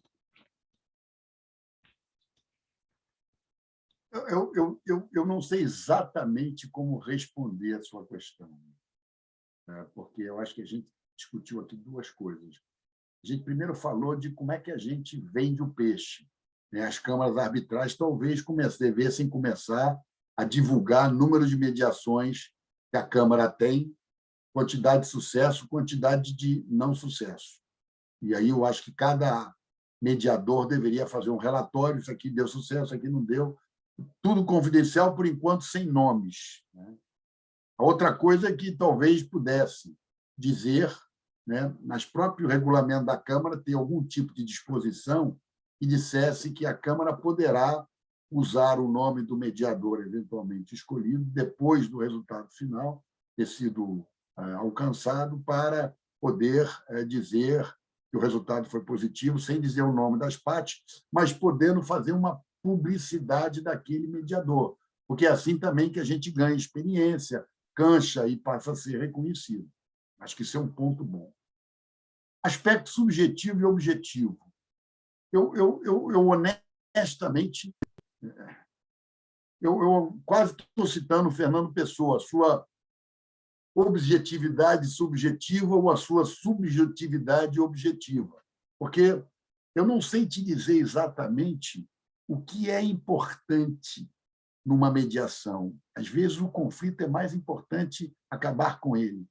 Às vezes, é mais importante escutar as pessoas, e isso é subjetivo. Assim, às vezes, é importante ter um equilíbrio nos aspectos objetivos e subjetivos. É difícil de dizer, não existe uma receita de bolo, isso vai muito do próprio mediador, que precisa sentir. Toda vez que você negocia com alguém, melhor até do que ser absolutamente competente e saber o seu métier, assim, com muita profundidade, é entender o comportamento das pessoas. Isso te dá uma vantagem extraordinária, porque você antecipa movimentos.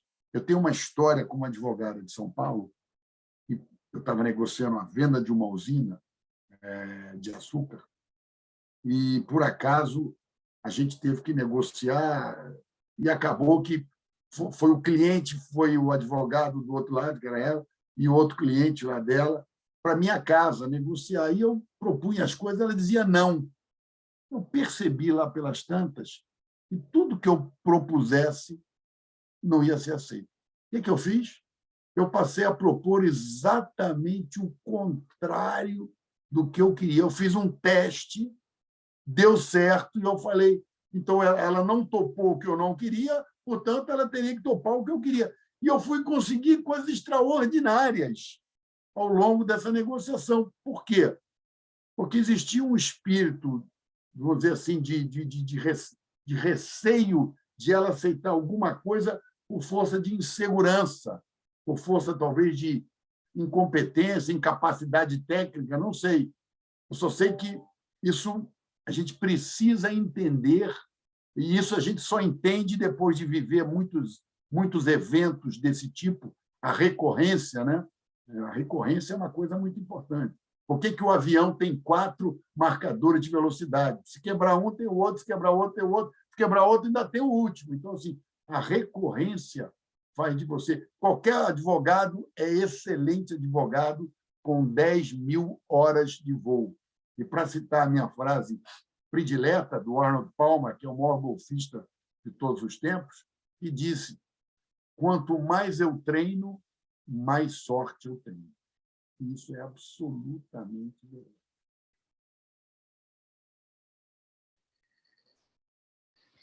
Eu tenho aqui em casa um quadrinho que fala assim: ter sorte dá muito trabalho. Muito bom, obrigada. Será que é sorte mesmo? Aí é que está a questão, né? É uma ironia, né? O cara que treina muito, ele é tão bom que parece que ele acerta tudo. Tem sorte. Sorte nada, é competência. E me lembro do título de um livro do Cortella que chama A Sorte Segue a Coragem. E aí é que tá. Gente, eu vou fazer uma pequena abertura aqui para a gente fazer uma modificação no formato. A Cel gostaria de fazer mais uma pergunta, e como estamos com o tempo relativamente sobrando, vou abrir para a Cel fazer mais uma pergunta e a gente partir para os encerramentos, tá bom? Ô, Júlia, você sabe por que a gente está com tempo sobrando? Porque eu respondo objetivamente rápido. E aqui nenhum dos perguntadores fez pergunta-conferência. Eu detesto pergunta-conferência. Não tem nada mais inacreditável, devia ser proibido o cara de participar de outros seminários, palestras, debates, de pergunta-conferência. Foi ótimo, a gente gosta de objetividade mesmo. Excelente. Cel, a palavra é sua. Então, Chico, nós estamos aqui na OAB com a maioria do público, advogado, e para o Chico, que é um expert na relação advogado-cliente, um advogado com grande poder de relacionamento e, com certeza, uma capacitação especial para cobrança de honorários, eu queria te propor falar um pouquinho de um tema tão caro aos advogados, que são os honorários. Como cobrar uma mediação? Será que o insucesso da indicação de uma mediação ela não está intimamente ligada a uma sensação dos advogados de não poderem cobrar os seus famosos honorários de acompanhamento ou honorários de êxito? Seria antiético cobrar um êxito de uma mediação? Então, é uma pergunta até um pouco, vamos dizer assim, provocativa para a gente que está aqui no ambiente, né, da OAB. Como que você vê isso? Eu acho que o combinado nunca custa caro. Então, assim, eu acho que você tem que se colocar numa posição que, em nenhum momento, você esteja conflitado entre conseguir que as partes façam concessões recíprocas para chegarem a um acordo e os seus honorários. Numa mediação, isso é muito difícil. Muito difícil porque você é um neutro. E, por ser um neutro, um distinguished neutral, por ostentar esta condição, você precisa estar equidistante das partes sempre. Os honorários te levam para lá. Eu acho que é mais fácil você cobrar caro porque você é um grande mediador sem ter um prêmio, e vou cobrar, me querem? Olha, eu não cobro sucesso, mas eu sou caro. Eu sou caro e vou cobrar caro. Não tem nada mais caro do que um advogado barato. O cliente que decide a escolha de um advogado por preço, ele está fazendo um péssimo negócio. Porque o advogado barato não vai dar a ele a competência que ele precisa para resolver seus problemas. E a mesma coisa na mediação. Então, assim, eu acho que a correta maneira de se encarar isso, Maria do Céu, é você cobrar caro, um valor fixo dos dois lados, e não ter um honorário de êxito. Acho que é uma coisa importante.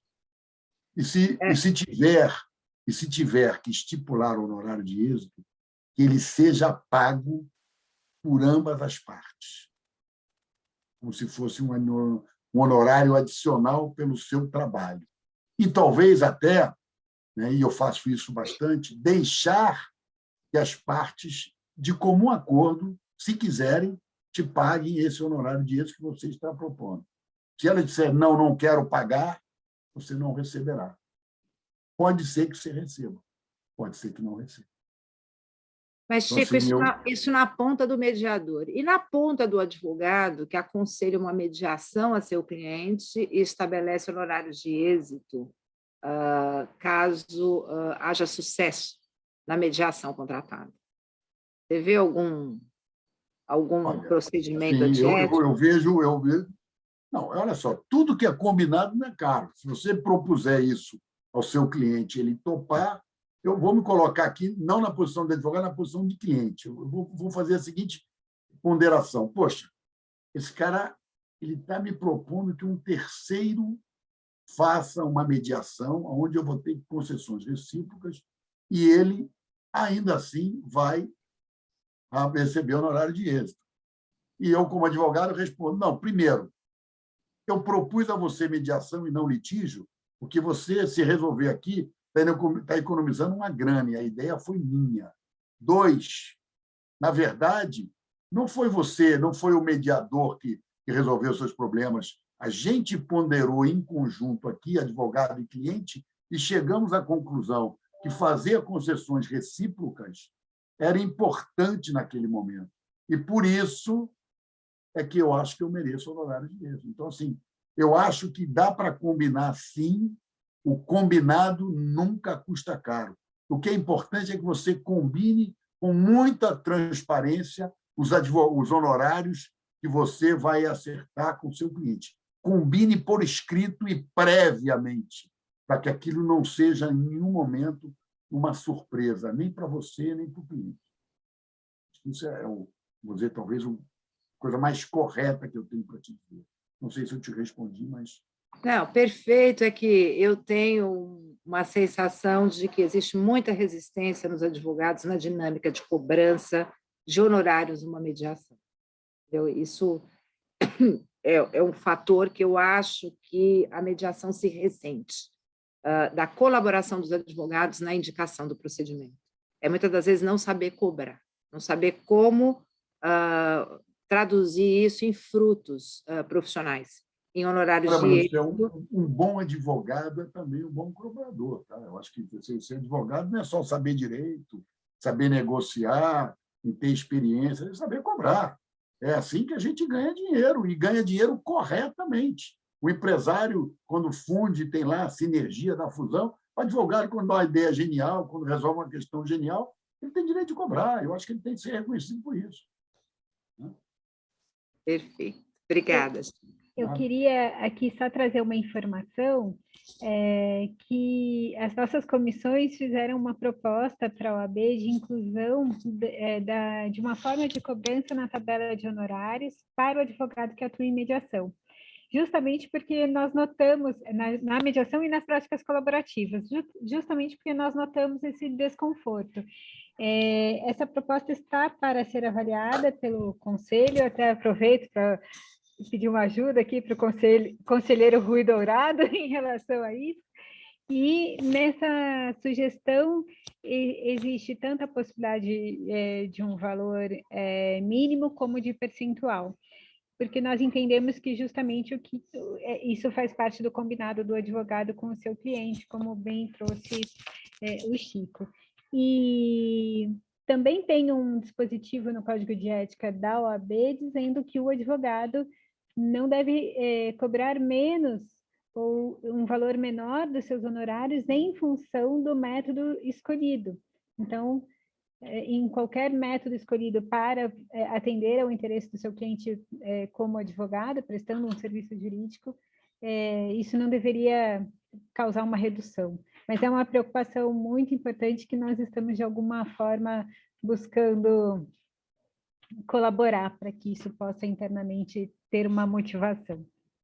Obrigada. Temas espinhosos. Estou vendo aqui um comentário da Gisele Elias, dizendo o seguinte: não concordo com êxito nem para advogado, nem para mediador. Acredito que as funções não sejam de resultados. Não há como se responsabilizar com o resultado em nenhum caminho para a solução, nem judicial, nem pelos métodos. Porém, claro que para a situação mediante cada situação financeira. Gisele, eu acho que o combinado não custa caro. Se você combinou isso, está combinado. Se você não combinou, não está combinado. Eu só acho que o advogado, o mediador, tem de ser reconhecido pelo seu trabalho. É dele, muitas vezes, o êxito, sim, de uma mediação exitosa. Com certeza, o seu talento, sua competência, sua prática, sua experiência, que fazem com que esse neutral seja uma pessoa relevante para a conclusão favorável daquela controvérsia. E eu posso dar só uma parte aqui? Eu posso? Claro, Rui. E só na esteira do que o Chico está falando, eu vou citar um exemplo prático, que acho que é sempre importante, até para quem está nos assistindo, ouvindo, é que eu tive um caso, uma briga societária que durou anos, não se resolvia aquela história, e num dado momento surgiu uma pessoa que se dispôs a fazer uma mediação, embora já tenha passado até outras pessoas tentado e não resolveu. E essa pessoa que apareceu resolveu o problema e acabou a briga societária, que já durava 8, 9 anos. E na linha do que o Chico falou, o meu cliente não tinha essa previsão no meu contrato de honorário, mas o meu cliente ele se sentiu tão bem, viu a situação sendo tão bem resolvida, que ele chegou para mim e falou: eu vou te pagar os honorários previstos no nosso contrato de sucesso, ainda que tenha sido uma outra forma de se chegar na solução do problema. Então, é aquilo que o Chico falou, ele tem, primeiro, ele viu que houve a solução, e segundo, ele economizou dinheiro naquilo. Isso tem um valor. Sim, claro. Então, o valor da ideia e o valor do que ele deixou de gastar, tem ali algo que tem que ser remunerado, sim.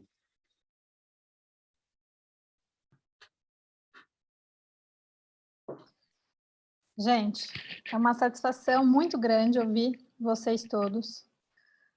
Foi muito, repito, foi muito inspirador ouvir tudo isso, de todos vocês, as perguntas todas muito objetivas e perguntas excelentes.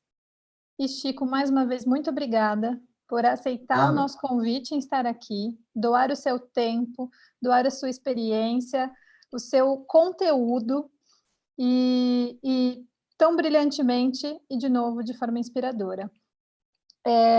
Eu agradeço a todos vocês. Vamos partir para as declarações finais. Vamos começar com a Mônica agora, que não fez a última pergunta, mas vai começar o finalzinho. E, em seguida, a Mônica passa a palavra para o próximo, tá bom? Muito obrigada, agradeço a todos, principalmente a OAB e a Secretaria das Comissões, por nos proporcionar fazer esse evento e todos os outros que fazemos. Obrigada, Ana, pela parceria. Obrigada, Nathalie, Rui, Maria do Céu, Mônica, é claro, minha presidente, Chico, mais uma vez. Boa noite a todos. Como eu tive o benefício, digamos assim, eu abri mão do benefício de fazer a última pergunta, eu queria fazer um fechamento final, trazendo alguns pontos que eu acho que são, assim, óbvio, que tiveram vários momentos de destaque, mas eu anotei alguns que particularmente para mim chamaram a atenção, de uns highlights que eu enxerguei aqui. Primeiro que, Chico, você faz jus à fama, realmente você foi maravilhoso, realmente maravilhoso poder ouvir um advogado do seu gabarito falando como você falou aqui hoje, né? E a gente fica feliz de ver. Então, aí já citando os highlights que eu comentei, que você é um visionário, né? Então, você colocou no seu livro coisas que, mesmo sem conhecer as práticas colaborativas, e aí eu vou, obviamente, puxar o gancho para as práticas, antes de passar a palavra para os outros, mesmo sem conhecer as práticas colaborativas, você colocou no seu livro palavras que remetem completamente às práticas colaborativas, como, por exemplo, Além do conhecimento do direito, o advogado tem que saber fazer uma negociação ética, a questão da multidisciplinaridade, que a gente comentou no começo, a questão de trazer clientes, porque, obviamente, é a função, sim, também do advogado, ao trazer o cliente, instruir o cliente de como ele pode solucionar o conflito dele. Se ele tem outros caminhos para solucionar o conflito dele, que não seja o judiciário, que é, digamos, a última ratio, o advogado tem como obrigação colocar isso para o cliente. E isso é uma negociação ética, isso é ética, quando o advogado conversa com o cliente. Na Inglaterra, o advogado, se provado que não ofereceu para os clientes os diversos métodos que ele teria, é uma prova difícil de fazer, digamos assim, mas existe esse dispositivo no Código de Ética. Se o advogado não ofereceu para o cliente os diversos métodos que ele tinha para solucionar o conflito dele, ele pode ser, inclusive, acionado dentro da questão ética da Bar Association da Inglaterra. Eu sempre esqueço o nome, você, Céu e Chico devem saber mais o nome da Bar Association da Inglaterra, ou da OAB da Inglaterra. Então, eu acho que você é um visionário por ter visto alguns pontos, e aí a gente coloca aqui algumas palavras que eu acho que a gente pode fechar antes de eu passar a palavra para os meus colegas. Before going to war, dig two graves. Quer dizer, isso para mim é maravilhoso, né? Quer dizer, você indo para a guerra, pelo ego, você está cavando 2 sepulturas, né? Você não está pensando com a cabeça, mas sim com uma emoção desenfreada, que vai chegar todo mundo num limite final deselegante para todos os lados.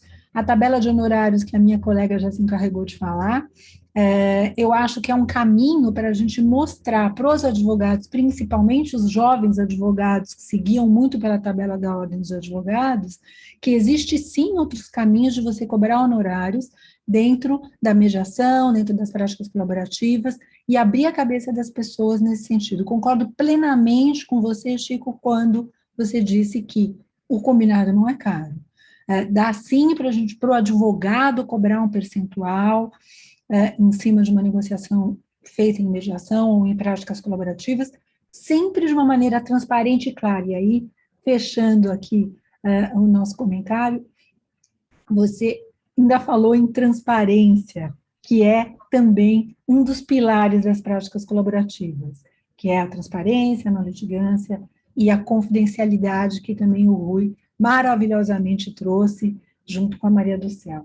E para fechar, essa questão da cobrança dos honorários, e para o advogado, eu acho que assim, é maravilhoso, numa palestra como essa, numa roda de perguntas como essa, você vê advogados do seu calibre, Chico, do calibre da Maria do Céu, que já é minha velha conhecida, Rui, que eu conheço recentemente, mas também já ouvi falar muito, Ana, José, Júlia, que trabalha comigo, então eu sou suspeita para dizer. É maravilhoso ver advogados com essa cabeça inovadora, de entender que o advogado, ele ganha também quando o cliente dele ganha. E esses honorários de êxito, eles podem ser negociados de formas diferentes, que não seja ganhar mais dinheiro para o cliente.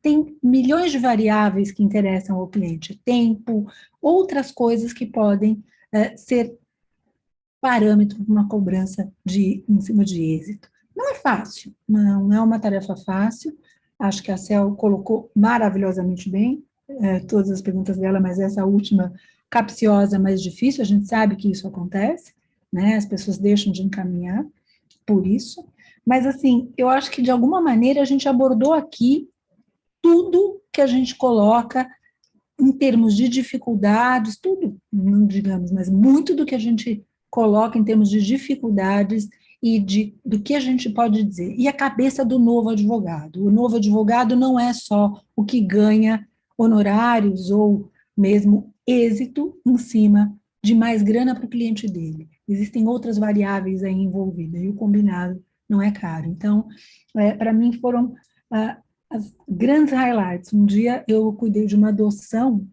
onde a minha cliente ficou 6 anos sem ter a certidão de nascimento da filha dela como realmente filha dela, porque a defensoria recorreu de uma decisão onde não existiam mais os pais da criança, mas eles recorreram. Por quê? Porque eles ganham em cima do êxito nesse recurso. E isso foi terrível para a nossa cliente. Ela ficou 6 anos, a filha, sem ter o nome na certidão, porque a defensoria recorreu, porque precisava ter o êxito, que foi uma das coisas que o Gisele colocou. Essa não é a cabeça do novo advogado. Então, é lindo ver aqui Rui, Maria do Céu, Nathalie, Chico, Ana, Zé e Júlia, e principalmente ouvir você, Chico, que é um advogado de renome, pensando com a cabeça do novo advogado e com essa nova era do advogado, né? O que o pessoal chama de advocacia 5.0, 6.0, não importa, mas pensando de uma forma diferente, sabendo que o tempo do cliente e outras questões envolvidas não só são financeiras, mas muito outras variáveis estão aqui envolvidas. Chico, obrigada. Ana, muito obrigada pela parceria de sempre. Céu, maravilhoso, como não podia deixar de ser, conhecendo você como minha querida amiga. Rui, muito grata. Nathalie, Idem, Zé, Júlia, pessoal da OAB, e também ao Caio e ao Ricardo, que são os presidentes aqui da instituição, que nos dão esse espaço maravilhoso. Muito obrigada a todos. Queria passar a palavra para... temos aí uns 7 minutos, que a gente combinou de ler, ou 5 minutos, que a gente combinou de liberar o Chico um pouco mais cedo, que ele tem um evento às 7. Em 2 palavras, 3 palavras, vocês fazerem os agradecimentos. Júlia, você escolhe a ordem aí. Vamos Obrigada. pela ordem de fala, então. Eu passo a palavra para o Rui. Rui, pode fazer a sua finalização. Obrigada. Muito obrigado a todos. Foi um prazer estar aqui com vocês hoje. Foi um prazer rever aqui o Chico. Espero poder encontrá-los todos em breve, pessoalmente. Fiquem todos bem, com saúde. Uma boa semana para todos.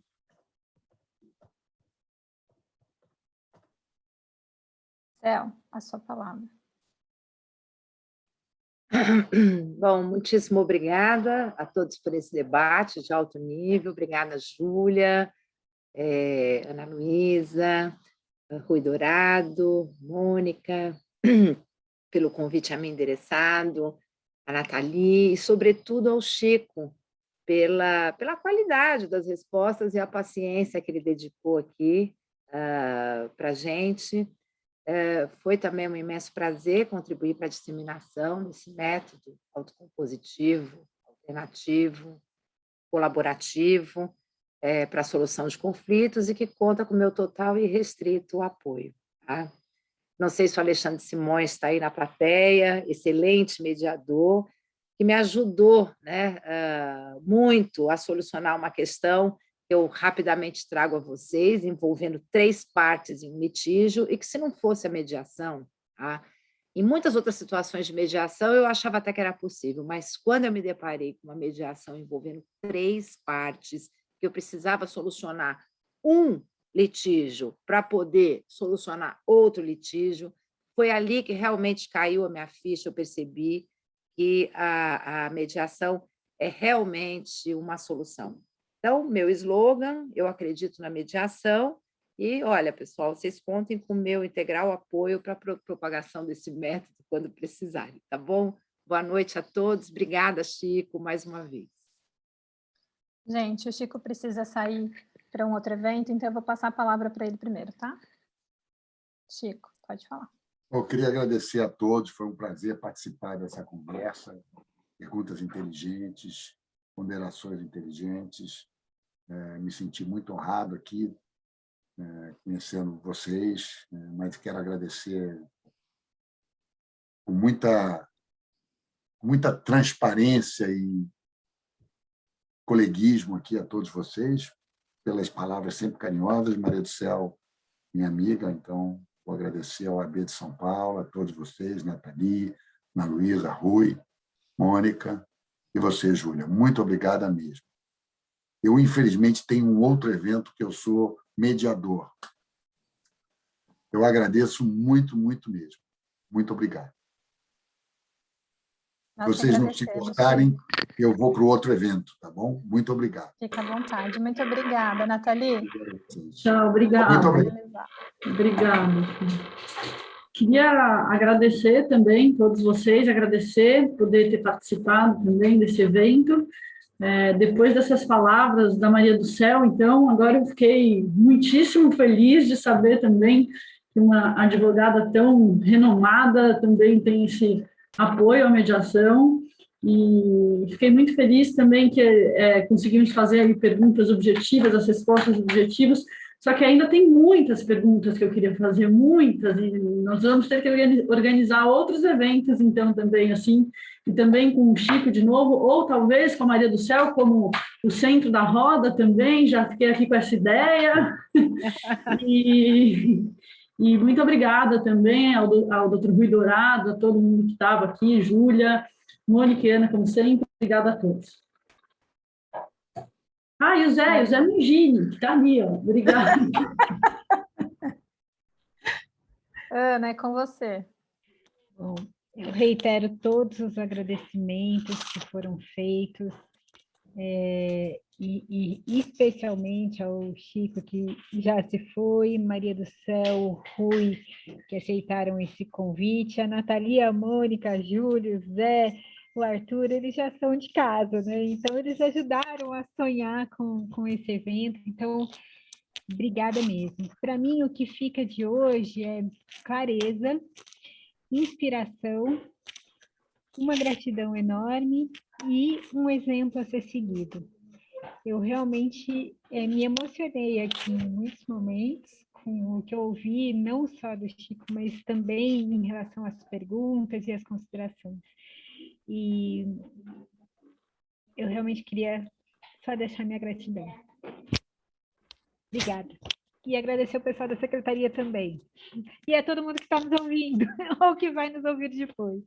Obrigada, gente.